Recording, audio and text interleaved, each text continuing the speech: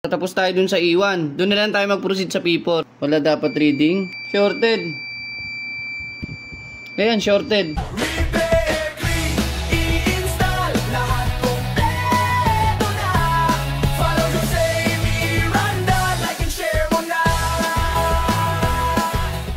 Good day sa inyo guys. Meron tayo rito P4 na window type carrier brand. Madalas natin project to. Pakita natin yung actual error. Sak natin. So, sa pag-check niya, pipindutin mo tong swing. Mabilisan lang. So ang history niya P4 in E1. So ngayon check natin E1 at saka P4.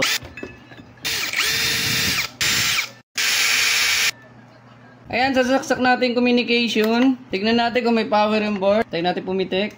Ayan, pumitik. So may power naman siya.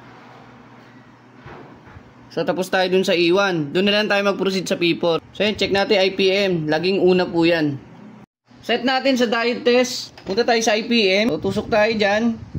Punta tayo sa UBW. Ito yung tatlo na yon, UBW. So ayan, may reading siya na 4.7. Ayan. Dito naman tayo sa positive. Ayan, tayo natin. Dapat walang reading. Tapos yung B, wala rin dapat reading. Tapos yung W, wala dapat reading. Ayan, kita nyo. Shorted. Balik rin natin. Forward bias naman tayo mag-check. Dito sa U. Sa B. Tsaka sa W.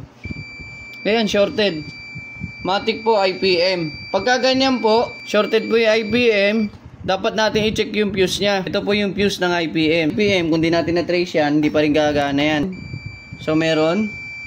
Kabila. Meron din.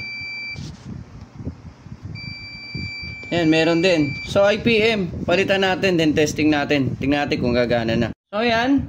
Cut natin. Mas mabilis kasi magtanggal pag nakakat na.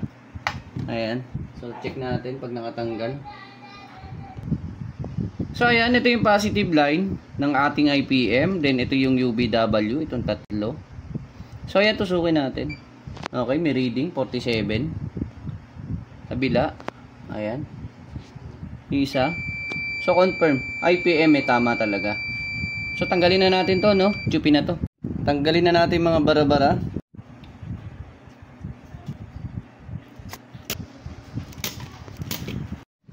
Ayan. So, kakabit na lang natin. IPM. Andahan lang. Wala. Bera lang. Excellent. Okay. Sa ganyan sistema, nakapatong na ganyan, mas mabuting itornilyo mo muna siya para makuha mo yung tamang aligning. Saka natin siya hinakin pag nakatornilyo na. Yan. Yan. Para lapat na lapat.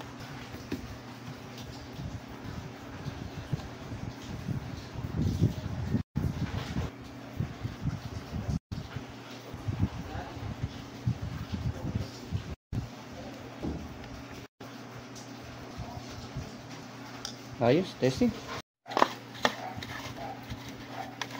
Ang laki ng brush ko. Labang yung sponsor dyan. Ito na yan.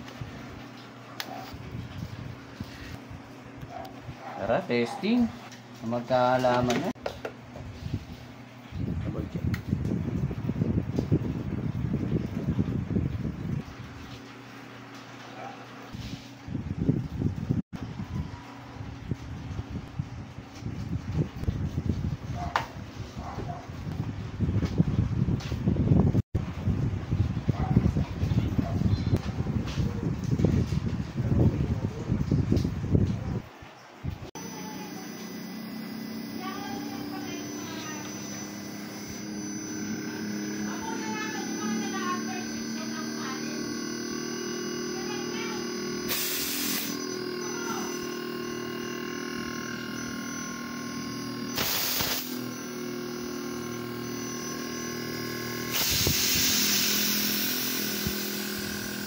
So yan guys, okay na oh. Gumagana na.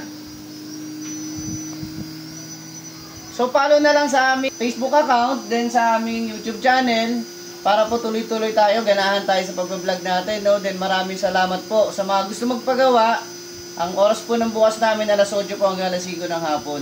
Maraming salamat po. God bless. Thank you guys.